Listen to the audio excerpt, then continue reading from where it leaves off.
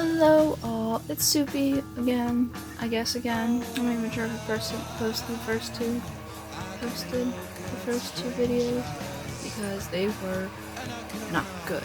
Bad lighting, bad everything. I'm currently in quarantine in a room that I'm not usually in, so forgive the very bizarre background. Also forgive my makeup if it looks a little odd because I couldn't get to an actual vanity. I had to do it in a little hand mirror, and it's not easy to rub eyeliner with hand, especially if it's like that. But anyway, so figured now, since I can't get to a lot of my regular wardrobe or a lot of my supplies, I would start working on things just talking about subjects like music, of course, because I will get chewed out if I don't make this the main focus, at least early on, and then revisit it pretty often because elitism and subculture, which I'll make a whole video on too, because there's a lot of videos floating around out there about elitism and the goth subculture, but they're not all shit at all, or all poopy, all poor, not good, but there's a lot of problems with a lot of them. So, at any rate, I think I addressed in the other video that I probably put up there, that poor lighting video in my actual bedroom, where I probably gave like a very brief overview of music and said that there are different like subgenres and stuff. But today I figured I would go into a little bit more depth, maybe clear up some confusion, maybe I'll just confuse myself because I have a paper that says goth music in front of me, because that way I know what I'm talking about. But other than that, I don't fucking know what I'm about to say, so I'm just gonna ramble and hopefully edit it down to something that's coherent, maybe, if I can, who knows. So under the goth umbrella, in terms of music, are subgenres like the obvious post-punk, death rock, dark wave, cold wave, and then other things that are very closely related to it, and most goths are really into but aren't inherently goth, like industrial or new wave. So among like the obvious post-punk type bands that are like your default, either you probably know of them already, even if you're not a goth, being like The Cure or Joy Division, and they're not really a goth band, but they sort of fall under that post-punk new wave thing, and a lot of goths like The Smiths. Similarly, bands like Depeche Mode are not really goth, but we mostly like that stuff too. It's, if you go to a goth night, there's bound to be Depeche Mode playing at some point. If you have a goth club near you, you're going to have at least one Depeche Mode tribute night, like a month probably. I love Depeche Mode, but like, Jesus Christ. But under death rock, bands like, I'm just giving out basics for the most part, so like Christian Death, or Alien Sex Fiend, or I'm just looking at my jacket like a nerd specimen, are some real good starter bands examples. I mentioned it before, but I made a playlist called Bops for Babybats on Spotify, if you have Spotify, that I'll link. I'll also probably put together a playlist on YouTube, because there's a lot that's lacking on Spotify, and also like it's just more accessible for a lot of people anyway, because if you're watching this on YouTube, you're already able to get to YouTube. Anyway, and then like bands that more so do dark wave or cold wave, like Clan of Zymox, or like She Passed Away, or like Mulchit Doma. I think that's how you say that. They're Russian. They are super good. That's primo. I don't think that's like a basic bitch band, but they're like really good. And then of course you have like obvious industrial bands that people flock to that aren't inherently goth but are really closely related, like 9 Inch Nails.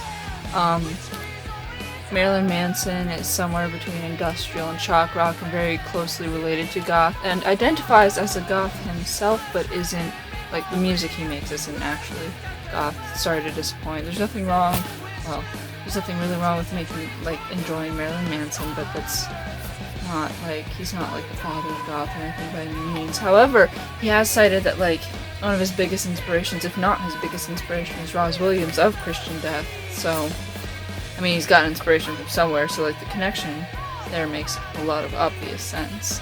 But at any rate, I mean, talking about favorites, a lot of my favorites are, like, basic bitch favorites.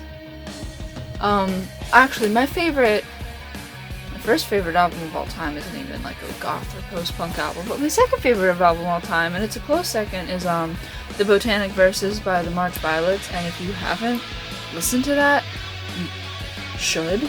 I don't care if you're trying to get into goth music or not. That shit's good. I would start with the second track, which is Slow Drip Lizard, and then listen to the album and come back on Walking on the Sun, which I think is the first track. Just because, like, the first track is, like, thematically just slightly different than the rest of the album. It's got, like, some brass instrumentation there and stuff, and it's, like, it's a good song, too. It's just different. But, yeah, like, when I came in with, like, alternative music, I would hear The Cure and The Smiths and Depeche Mode on the radio. I think I started falling down goth music. I shouldn't say alternative music, because my brother was a mall goth, and he was really into nu metal, and that was a huge part of my childhood, so I still have, like, trip pants and stuff. I still have, like, the mall goth aesthetic going. I still listen to that stuff, too. I've been a part of most subcultures at some point in my life. This is just the one that I always default to. At least for the last 10, maybe more years. What year is it? Yeah. But at any rate, I started getting into it myself when I did some digging, because I loved the Charmed theme song, which, if you don't know and you haven't seen the original Charmed show, the theme song is just a cover of How Soon Is Now by the Smiths. And looking that up and trying to find more music like that song is kind of where I found all of this, and then I was like, oh, goth isn't like what my brother told me it was, which is just wearing black and hating everything. That's not it. Although most of us do wear a lot of black and hate a lot of things, because shit sucks, you know. Economy's bad globally right now, really bad. There's a virus killing people. Shit does suck. It's fair to hate. But it's not about being like a nihilistic little shithead. Oops. Anyway, I think I'm just rambling at this point. So among my favorites are, like, the March Violets, not to be a real basic bitch, but, like, Bauhaus's Mask album is definitely top 10 in my all-time albums, let alone my goth album, like, preferences. That last She Passed Away album, what is it? It's got, like, it's the face with it's like blue and red shattered glass looking things. I own it. I saw them in concert, and that's where I bought that album. That's good shit. That's genuinely good shit if you're more so on the dark wave, cold wave type of thing. Which I lean more towards, like, the post-punk, like the death rock stuff, and but see, I'm just rambling now. I don't even know what the fuck I'm saying. Catholic Spit is another band that's really, really good. Put out a little bit of stuff on Bandcamp 5-10 years ago. A little more, no, not more than 10, but less than 10, but more than 5 years ago. And vanished off of the face of the planet. I don't know what happened to them, for real. Readership Hostile is another death rock band that I really particularly enjoy a lot. Like, they're really good. Suddenly my brain has blanked of all the more obscure things that I know of for some reason. Oh, Bellwether Syndicate is like, almost like a supergroup for goths. They're good. Give them a listen. I have a t-shirt and a CD for them too. They're pretty... I think this is actually a dog whistle, so I should probably stop doing it.